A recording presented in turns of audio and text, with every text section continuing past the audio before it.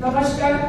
આજે આ પ્રેસ કોન્ફરન્સમાં ઉપસ્થિત ગુજરાત પ્રદેશ કોંગ્રેસના પ્રમુખ માનનીય આદરણીય ભાઈ શ્રી અમિતભાઈ ચાવડા સાહેબ, ધારાસભ્ય અને આ નશાબંધીના અભિયાનને જેમને ઉપાડ્યું છે એવા ભાઈ શ્રી જિગ્નેશભાઈ, સોનલબેન પટેલ, ઇન્દ્ર જયસિંહભાઈ, મંચસ્થ પ્રવક્તા સૌ અને મીડિયાના મિત્રો,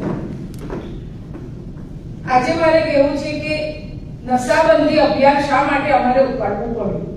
તો જન આક્રોશ યાત્રા જ્યારે લઈને આદરણીય અમિતભાઈ અને વિપક્ષ નેતા તુષારભાઈ જ્યારે ગામે ગામ બનાસકાંઠાથી લઈ અને બહુચરાજી સુધી જન આક્રોશ યાત્રા એમને જ્યારે કરી, ત્યારે દરેક ગામે ગામ સૌથી વધુ પ્રશ્નો મહિલાઓના આવ્યા અને એમાં ડ્રગ્સ અને દારૂના રવાડે ચડેલા યુવાનોના ત્રાસથી જે મહિલાઓને પરિસ્થિતિ ભોગવવી પડે છે એને લઈને મહિલાઓ ખૂબ જ પરેશાન છે. કેટલીક મહિલાઓ રડતા રડતા કહેવા લાગી કે અમારા ઘર બરબાદ થઈ ગયા છે, અમારી નાની ઉંમરની દીકરીઓ વિધવા બની રહી છે. કેટલાક યુવાનો જેમના માતા પિતા એમને કોલેજમાં ભણવા માટે દેવા કરી રૂપિયા ખર્ચી અને મોકલે છે, એ યુવાનો પણ અત્યારે ડ્રગ્સના રવાડે ચડી ગયા છે. ડ્રગ્સ એ એટલું બધું ખતરનાક વ્યસન છે કે દારૂ પીને આવેલો માણસ તો લથડિયા ખાતો હોય કે એની બોલી બદલાઈ જતી હોય એટલે બધાને ખ્યાલ આવી જાય ઘરના મેમ્બર્સને. તો ડ્રગ્સ લઈને આવતો યુવાન ઘરમાં ક્યારે ડ્રગ્સ લઈને આવે છે એના માતા પિતાને ખબર નથી પડતી અને યુવાન એ રવાડે ચડી જાય છે અને એ નશામાં એટલો બધો બેહાલ થઈ જાય છે.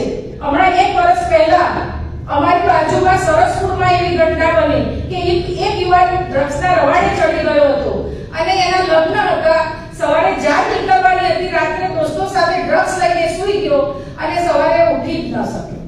તો એ મા બાપની શું હાલત થઈ હશે. એટલે સૌથી વધારે મહિલાઓ પર થતા અત્યાચારો, મહિલાઓ પર થતા રેપ કાંડ, બળાત્કાર અને જે મહિલાઓનું શોષણ થઈ રહ્યું છે એ બધામાં ક્યાંક ને ક્યાંક આ ડ્રગ્સ અને દારૂબંધી જવાબદાર છે.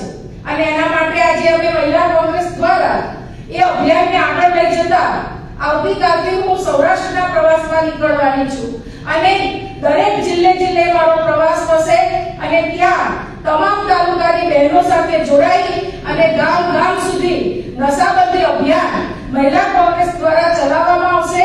જ્યાં અડ્ડા હશે અને જ્યાં ડ્રગ્સ, દારૂ અને ચરસ ગાંજા મળતા હશે એવી જગ્યાઓ ઉપર જાણકારી પોલીસ તંત્રને કરવામાં આવશે અને ન કોઈ એક્શન લેવાય તો મહિલાઓ દ્વારા રેડ પણ પાડવામાં આવશે. અને આવનારા સમયમાં જો આના ઉપર સરકાર પણ કોઈ પગલાં નહીં લે તો મહિલાઓ રોડ ઉપર આવી અને આનું આંદોલન કરશે.